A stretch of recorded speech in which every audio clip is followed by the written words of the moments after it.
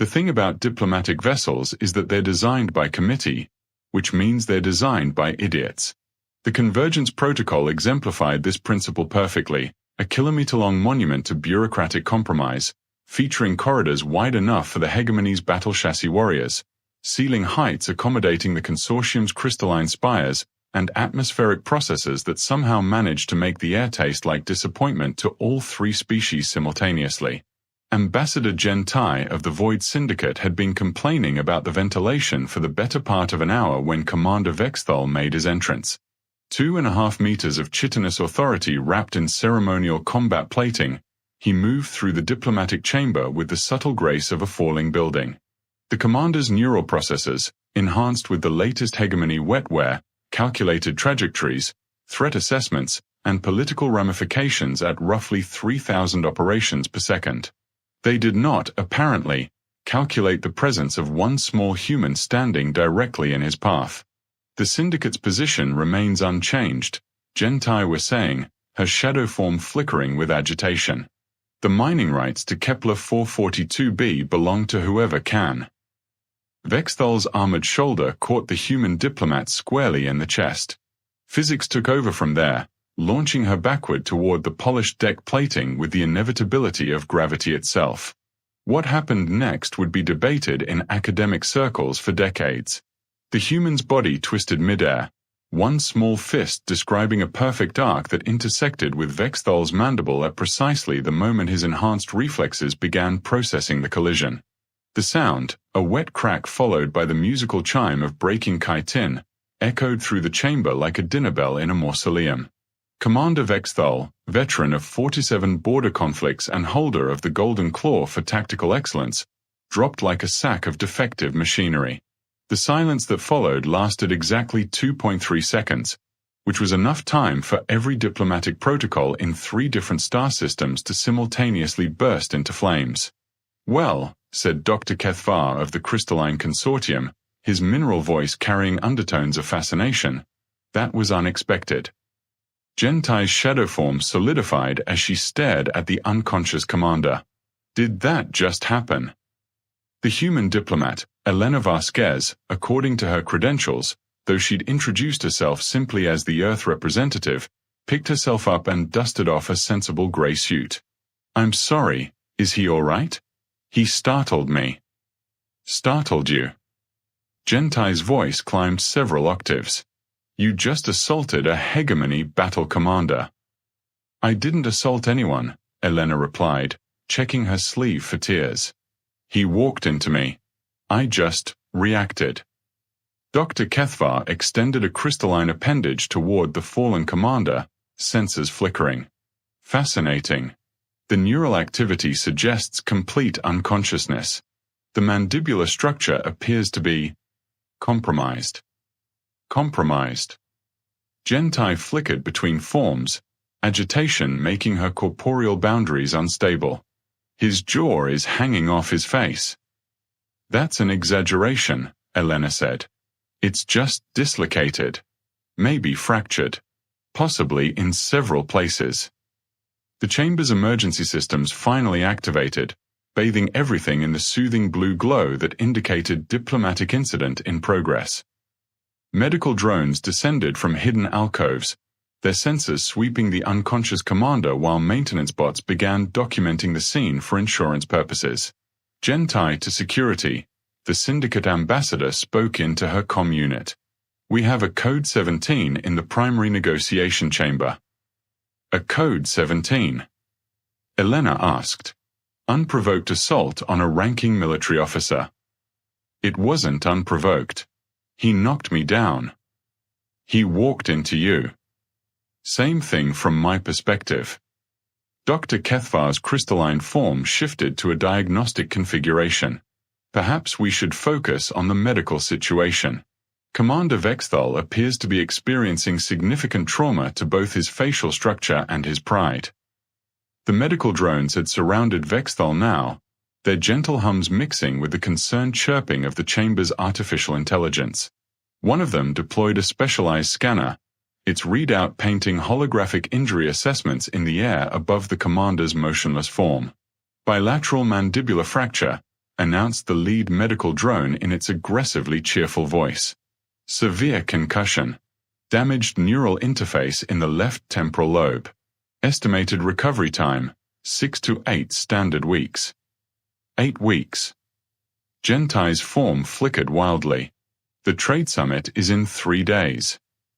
Then you'd better find another hegemony representative, Elena said. Because this one's going to be drinking through a straw for the next 2 months. You cannot be serious, Gentai said. Do you understand what you've done? The hegemony will demand reparations. They'll want your head on a ceremonial spike. This could mean war. Elena blinked. War? Over an accident. Accident. Gentai's voice reached frequencies that made the chamber's resonance dampeners whine in protest. You broke a battle commander's face. He's fine. Mostly. Dr. Kethvar rotated his primary sensor cluster toward Elena. If I may ask, how did you move so quickly? Our preliminary analysis suggests the collision occurred at time index 14 hours 33 minutes and 27.4 seconds, and your counterattack was completed by 14 hours 33 minutes and 27.7 seconds. That's a reaction time of 0.3 seconds. That's not particularly fast, Elena said. It is for conscious thought. Elena frowned. Who said anything about conscious thought?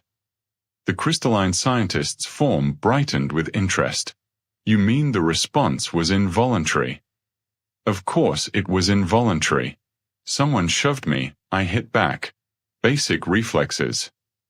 Reflexes, Dr. Kethvar repeated, as if the word were a particularly complex mathematical theorem. Unconscious defensive responses, Elena explained. Surely your species have them too.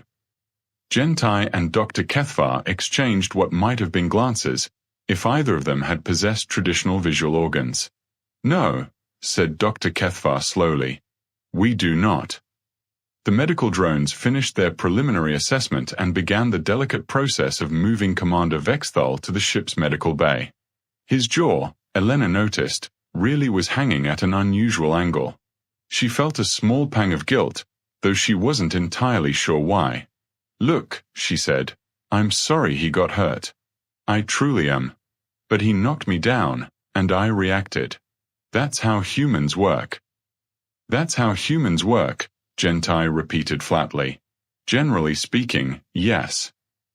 You have weaponized involuntary responses. We have survival instincts. There's a difference. Dr. Kethvar's crystalline matrix pulsed with what might have been excitement. This requires immediate study. If humans possess unconscious defensive capabilities, the implications for galactic security protocols are terrifying, Gentai finished. The implications are terrifying. Elena looked between them, suddenly aware that she might have stumbled into something considerably more complicated than a simple misunderstanding. It's really not that impressive. Any human would have done the same thing. Any human, Dr. Kethvar mused. Any human, Gentai echoed, her form solidifying into something that resembled deep concern. The chamber fell silent again, broken only by the gentle hum of life support systems and the distant sound of medical equipment being deployed in the ship's infirmary.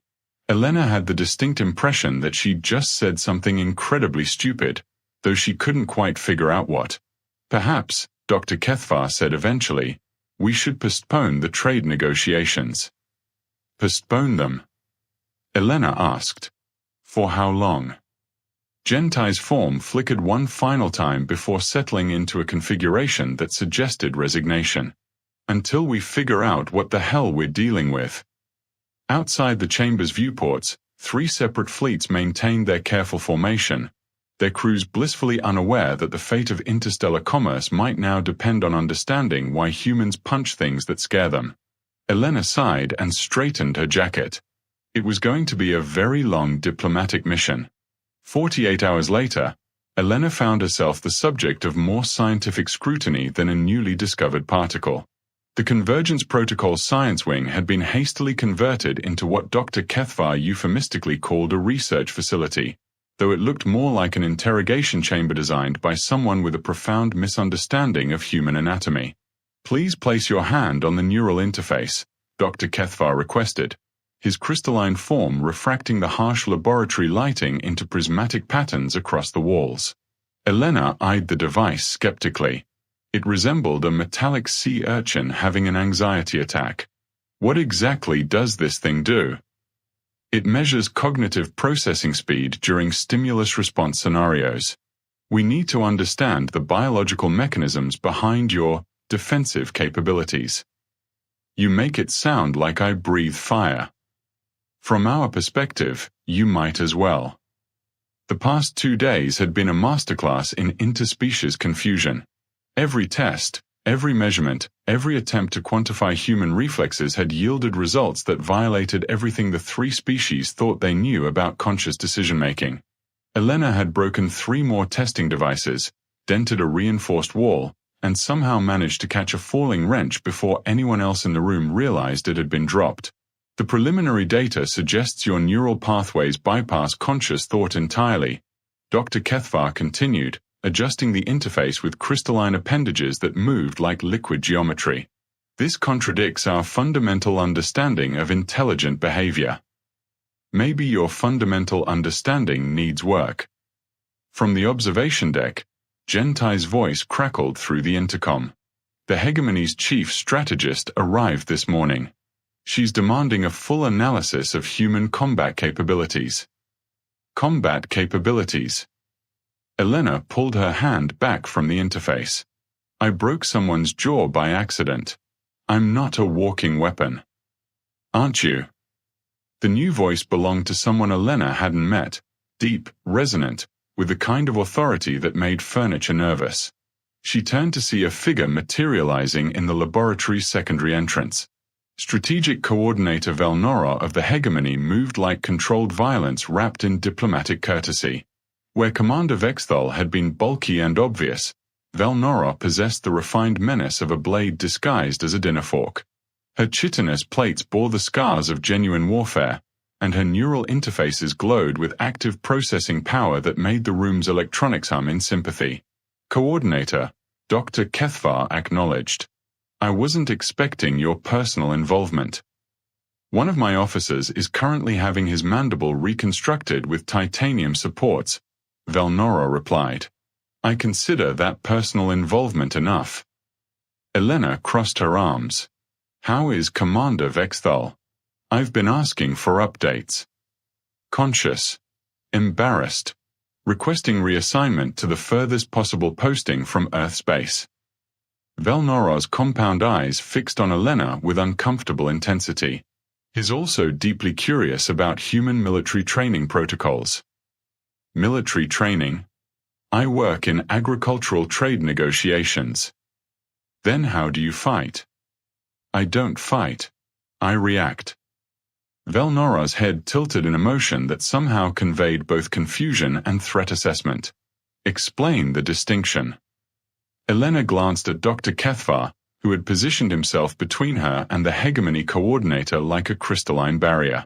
The Syndicate observer remained safely ensconced behind reinforced glass, which probably said something about everyone's confidence in the current situation. "Look," Elena said, "when something startles me, I don't think, oh, I should defend myself now. My body just does things. Fast things. It's evolution. Millions of years of not getting eaten by things with teeth." "Your species evolved to attack without thought," Velnora stated. "We evolved to survive without hesitation." "Those are the same thing." "No, they're really not." Dr. Kethvar's form brightened with what Elena had learned to recognize as scientific excitement. "Perhaps we should demonstrate the difference. Coordinator, if you would observe our testing protocols." "I'd rather participate in them." The room temperature seemed to drop several degrees. Elena felt that familiar tightness in her chest that usually preceded either fight or flight, though in this case, neither option seemed particularly diplomatic. "That might not be wise," Dr. Kethvar said carefully. "I'm not going to hurt her," Velnora replied. I want to understand how she hurt him. It was an accident. Prove it. Elena found herself in the awkward position of trying to explain something she'd never consciously thought about. How do you describe breathing to someone who's never had lungs? How do you explain instinct to species that apparently consulted committees before sneezing? Fine, she said. But when this goes badly, remember that I tried to warn you. The impromptu experiment took place in the laboratory's testing chamber, with Dr. Kethvar monitoring from a safe distance and Gentai providing running commentary from behind her reinforced observation window. Velnora approached Elena with the calculated precision of a chess master, every movement deliberate and announced by the gentle whir of her neural processors. I'm going to reach toward you, Velnora said. Slowly. Do not react. That's not how reflexes work. Try.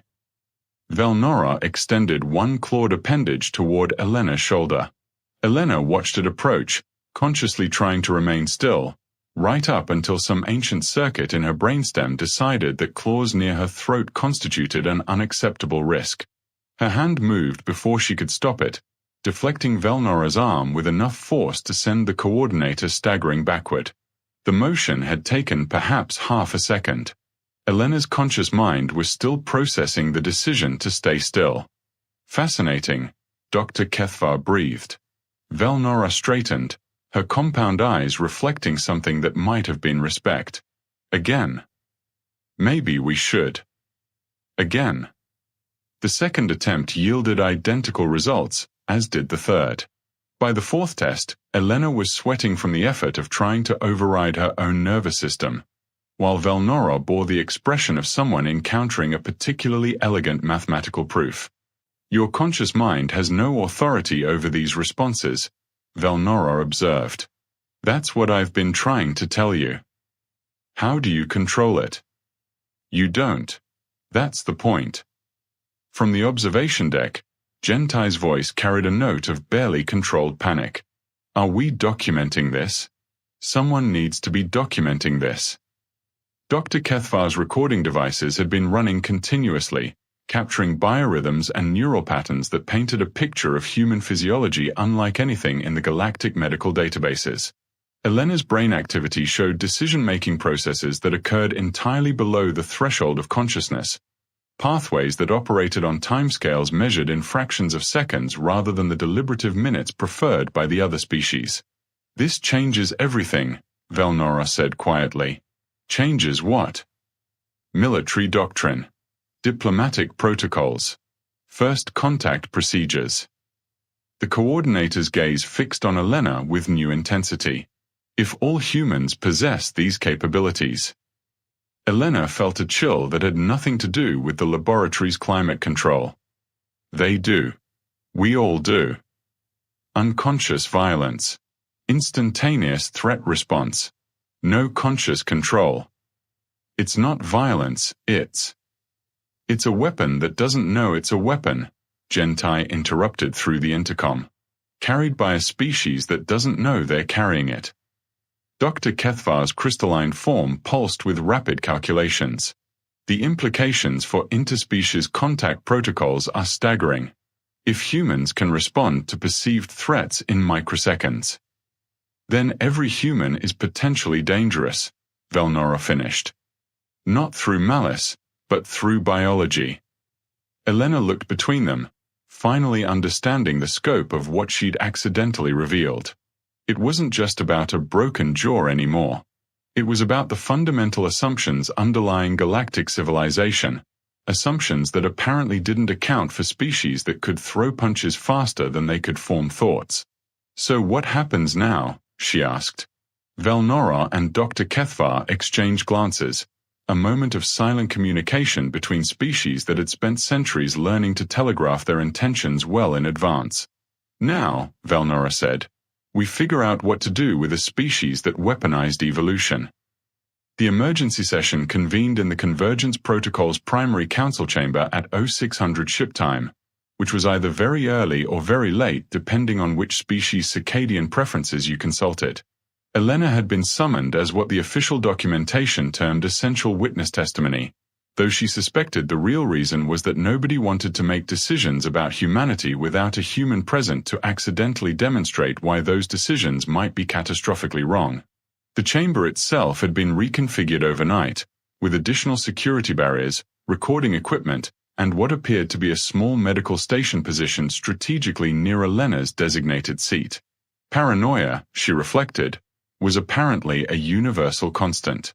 The hegemony's position is non-negotiable, announced Fleet Admiral Kesthora, Velnora's superior and owner of the most impressively scarred carapace Elena had yet encountered. Humans represent an unacceptable security risk to all galactic commerce. We demand immediate suspension of Earth's trading privileges pending comprehensive biological assessment. Chancellor Mordeth of the Consortium's Trade Guild materialized his response in crystalline harmony, his mineral voice resonating through frequencies that made Elena's teeth ache. The Consortium objects. Suspension of trading rights violates 17 separate interstellar agreements. We propose enhanced monitoring protocols instead. Enhanced monitoring of what? Gentai demanded from her position at the Syndicate's floating delegation platform. Involuntary biological functions. Should we install neural dampeners on every human ship? Elena cleared her throat. Excuse me, but... The witness will remain silent until called upon, Admiral Kesthora declared. I'm not a witness, I'm a person. And I'm right here listening to you plan my species' future without bothering to ask what we think about it. The Admiral's compound eyes swiveled toward Elena with mechanical precision. What your species thinks is irrelevant. What your species does unconsciously is the issue under discussion. What we do unconsciously is survive. I'm sorry that makes you uncomfortable. Chancellor Mordetha's crystalline form shifted to project diplomatic concern. The comfort level of individual species is not the primary consideration. Galactic stability requires predictable behavioral parameters. And humans, Gentai added, are apparently the definition of unpredictable. Elena stood up, ignoring the subtle mechanical whir of security systems tracking her movement. 3 different species worth of defensive protocols had just activated because she'd risen from her chair, which somehow perfectly illustrated the absurdity of the entire situation. You want to know what's unpredictable? She asked. Calling an emergency session to discuss banning an entire species because one person had a completely normal reaction to being knocked down. Normal, Admiral Kesthora repeated. You consider violent assault to be normal behavior. I consider defending myself to be normal behavior. The violence was incidental. Incidental violence that shattered military-grade armor plating. Elena blinked. What? Velnora activated a holographic display that showed the aftermath of Elena's encounter with Commander Vexthal. The image rotated slowly, highlighting fracture patterns in the commander's facial armor that Elena hadn't noticed during the original incident. Standard hegemony combat plating, Velnora explained. Rated to withstand directed energy weapons up to Class 7 intensity. Your unconscious defensive response cracked it in 3 places. That's impossible. I hit him with my fist, not a plasma cannon. Precisely. Which raises questions about human physical capabilities that we're not prepared to answer. Chancellor Mordetha's form brightened with renewed interest. Perhaps we should focus on the economic implications. If humans possess enhanced physical strength coupled with instantaneous response times, their value as a trading partner could be. Could be what? Gentai interrupted. Irrelevant when they're unconsciously destroying everything they touch. We don't destroy everything we touch, Elena protested. We've been members of Galactic Society for 15 years without incident. Without documented incident, Admiral Kesthora corrected. We're reviewing every human interaction in our databases. Preliminary analysis suggests a pattern of what your species terms accidents that correlate suspiciously with moments of interpersonal tension. Elena felt a familiar tightness in her chest, the same sensation that had preceded her reflexive response to Commander Vexthal. The irony wasn't lost on her. Discussing human defensive reflexes was triggering her defensive reflexes. "Show me this pattern," she said. The holographic display shifted to present a timeline of human-alien interactions over the past decade and a half. Incident markers dotted the chronology like red warning lights. A human freighter captain who'd accidentally damaged a docking collar during a tense negotiation. A human botanist whose startled reaction had somehow resulted in a consortium researcher requiring medical attention. A human diplomat whose nervous gesture had been interpreted as a threat display by syndicate security. 15 years of escalating incidents, Admiral Kesthora concluded. All dismissed as accidents or misunderstandings. All involving humans reacting faster than conscious thought should allow. Elena stared at the data, pieces of a larger puzzle clicking into place with uncomfortable clarity. "You think we've been unconsciously intimidating you this entire time?" "We think," Gentai said carefully, "that your species has been operating on biological imperatives that our diplomatic protocols weren't designed to handle. And now that we understand the scope of the problem," Admiral Kesthora added, "we must address it before it escalates further." Chancellor Mordetha's crystalline matrix pulsed with calculated concern. The consortium proposes a compromise. Establish quarantine protocols for human majority systems. Limit direct contact to essential personnel with comprehensive behavioral modification training. Behavioral modification. Elena's voice climbed several octaves. "You want to reprogram us. We want to make interspecies contact safe for all parties involved." Elena looked around the chamber, taking in the faces, or equivalent anatomical features, of beings who were seriously discussing the prospect of altering human neurology to make them more comfortable.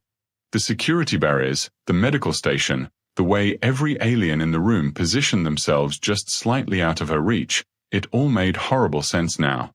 "You're afraid of us," she said. "We're being pragmatic," Admiral Kesthora replied. "You're terrified that humans might be dangerous, so you want to make us less human. We want to make you more predictable." Elena felt that familiar sensation building in her chest again, the primal recognition of a threat that required response.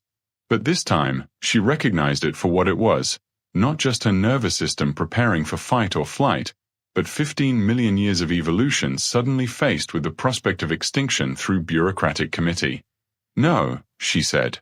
The chamber fell silent. 3 species worth of enhanced senses and processing power focused on one small human who had just delivered the shortest diplomatic response in galactic history.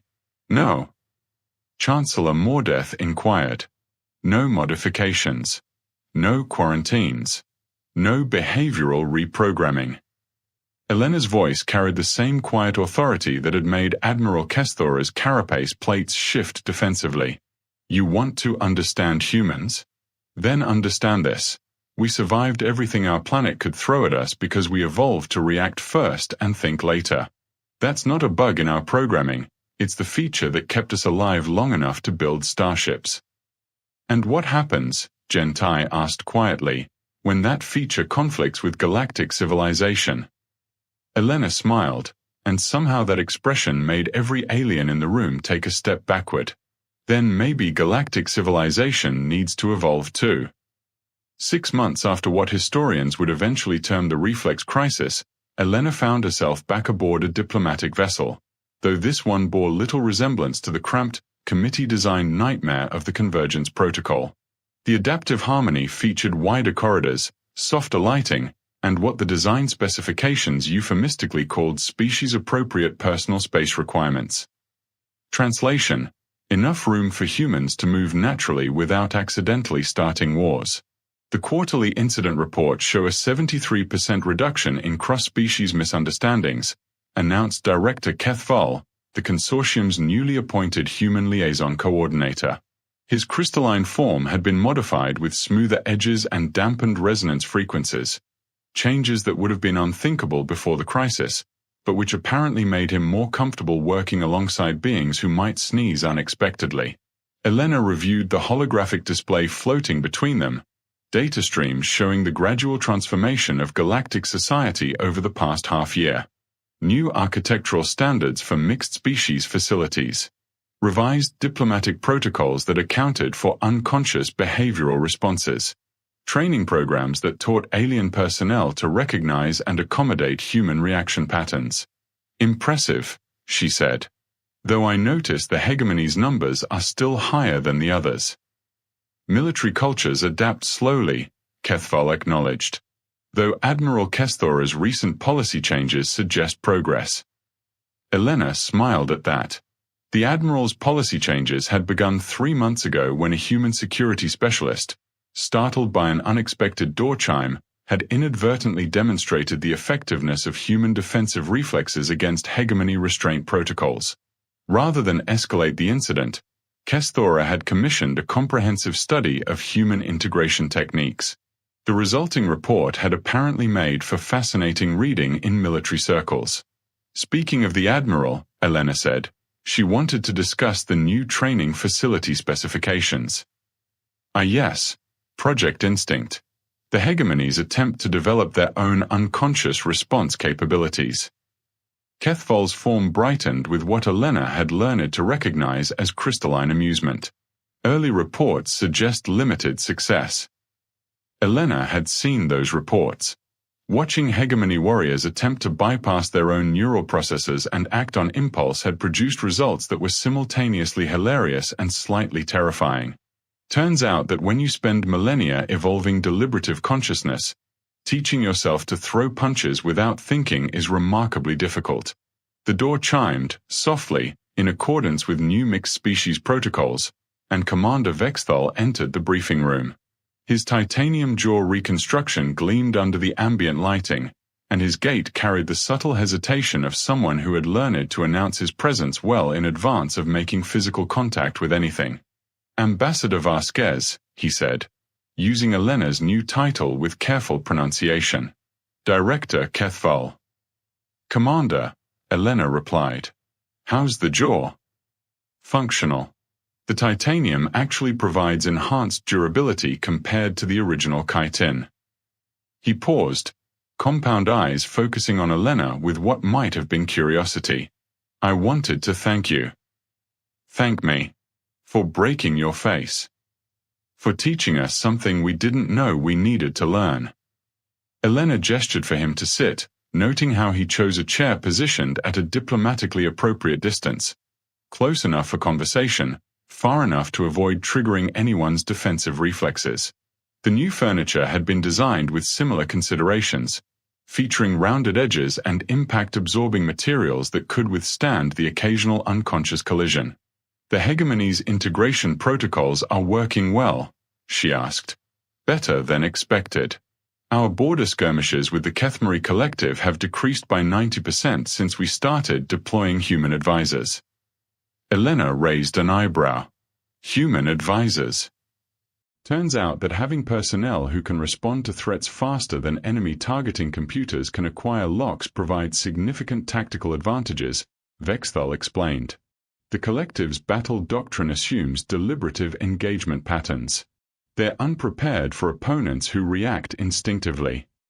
Director Kethval's form pulsed with interest. The consortium has noted similar effects in our trade negotiations. Human representatives seem to possess an intuitive understanding of when discussions are becoming adversarial, often responding to hostility before it becomes consciously apparent to other species. Emotional intelligence meets evolutionary programming, Elena mused. We read micro-expressions and body language without thinking about it, then react accordingly. Precisely. Your species processes social threat assessment through the same neural pathways that govern physical defense mechanisms.